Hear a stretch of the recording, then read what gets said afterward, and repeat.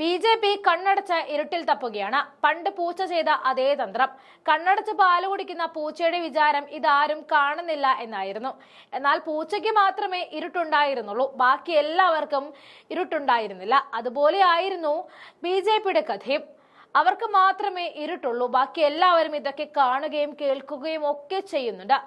അവരെന്ത് ചെയ്താലും എല്ലാവർക്കും മനസ്സിലാകുന്നുണ്ട് എന്ന കാര്യം അവർ കൂടി ഇനി മനസ്സിലാക്കിയാൽ മതി.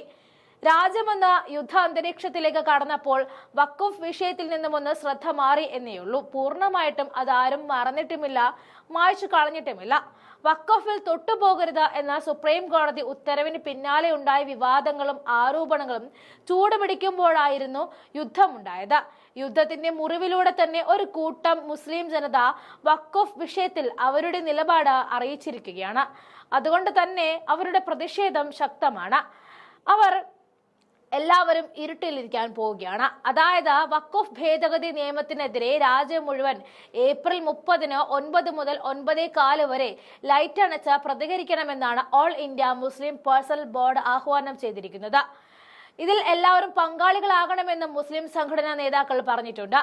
രാഷ്ട്രത്തിന്റെ ഭരണഘടനയെയും മുസ്ലിങ്ങളുടെ വിശ്വാസ സ്വാതന്ത്ര്യത്തെയും അപകടത്തിൽപ്പെടുത്തുന്ന ഈ നീക്കത്തിൽ എല്ലാ പൗരന്മാരും പ്രതിഷേധിക്കണമെന്നും നേതാക്കൾ ആവശ്യപ്പെടുന്നുണ്ട്. ബോർഡിന്റെ പ്രതിഷേധത്തെ വിജയിപ്പിക്കണമെന്ന് Panakkad Sayyid Rasheed Ali Shihab Thangal, professor K Alikutty Musliyar, doctor Hussain Madavoor, P Mujeeb Rahman, Thodiyoor Muhammad Kunju Moulavi, PN Abdul Latheef Madani, CP Ummer Sulami, professor MK Abdul Hameed, Hafiz Abdul Shukur Moulavi, Hafiz PP Muhammad Ishaq Khasimi, Muzammil Kousari, doctor VP Suhaib Moulavi, doctor P Unneen, doctor P Naseer എന്നിവർ സംയുക്ത പ്രസ്താവനയിൽ ആവശ്യപ്പെട്ടു കഴിഞ്ഞു.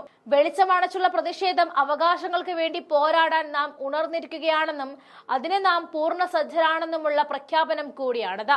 ഒപ്പം വെളിച്ചമണയ്ക്കൽ സമരം ഭരണവർഗത്തിന്റെ മനസാക്ഷി ഉണർത്തുവാനുള്ളതാണെന്ന നിലപാടിലാണ് സംഘടനകൾ ഉള്ളത്.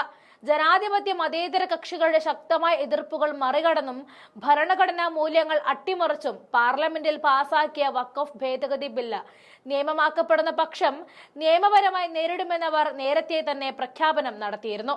കേന്ദ്ര വഖഫ് കൗൺസിലിന്റെയും സംസ്ഥാന വഖഫ് ബോർഡുകളുടെയും വഖഫ് ട്രിബ്യൂണലിന്റെയും അധികാരങ്ങൾ കവർന്നെടുത്ത വഖഫ് ഭൂമികൾ പിടിച്ചെടുക്കാനുള്ള തന്ത്രപരമായ നീക്കമാണ് കേന്ദ്ര സർക്കാർ നടത്തുന്നത്.